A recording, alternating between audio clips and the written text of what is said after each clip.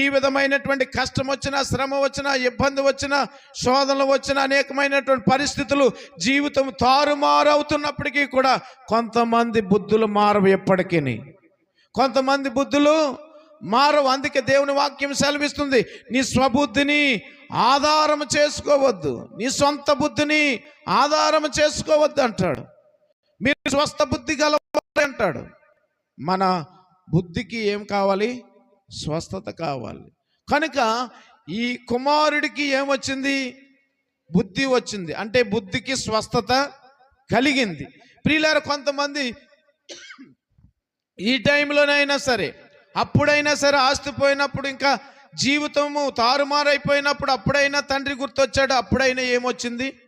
బుద్ధి వచ్చింది. కొంతమంది జీవితాలలో ప్రియులారా, ఎప్పటికీ ఎంతకాలం చూసినప్పటికీ కూడా వారి జీవితాల్లో బుద్ధి అనేటువంటిది రాదు.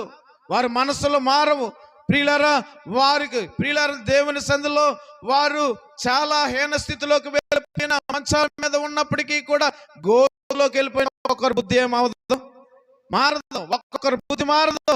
అయ్యో, ఈ పరిస్థితిలో నుంచి నా బుద్ధి మార్చుకుందాం, ఈ స్థితిలో నుంచి నా బుద్ధి మార్చుకుందాం, నా ఆలోచనలు మార్చుకుందాం, ఇకనైనా బుద్ధి తెచ్చుకుందాం, నా పరిస్థితి ఇది, జీవితం ఇది, ఇంకా నా జీవితం లేగలేనటువంటి స్థితి, నా ఆస్తి పోయింది, అంతస్తు పోయినాయి, ఇదిగో శరీరము బాగాలేదు, ఏమి బాగాలేదు, నా జీవితం అంతా అయోమైనటువంటి పరిస్థితిలో ఉంది, ఇకనైనా నా జీవితాన్ని మార్చుకుందాం, నా బుద్ధిని మార్చుకుందాం, నా ఆలోచన మార్చుకుందాం, నా తలంపులు మార్చుకుందాం, నా మాట మార్చుకుందాం అని ఒక్కసారి ఒక్కొక్కరికి ఎప్పటికీ వారి ఆలోచనలు కానీ మారవు, వారి బుద్ధులు మారవు, వారి మాటలు మారవు, వారి ఆలోచనలు మారవు, వారి నడక మారదు, వారి పనితీరు మారదు.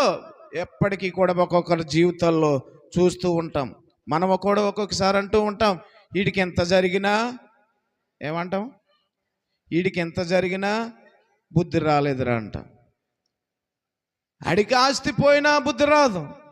ప్రియులారా, శరీరం కుళ్ళిపోయినా బుద్ధి రాదు.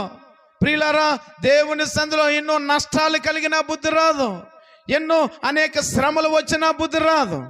దేవుని సందులో ప్రియులారా, ఇదిగో అన్నీ పోయినప్పుడు చివరికి ప్రియులారా తండ్రి గుర్తొచ్చాడు. అప్పుడు బుద్ధి వచ్చినప్పుడు ఎక్కడికి వెళ్ళాడు?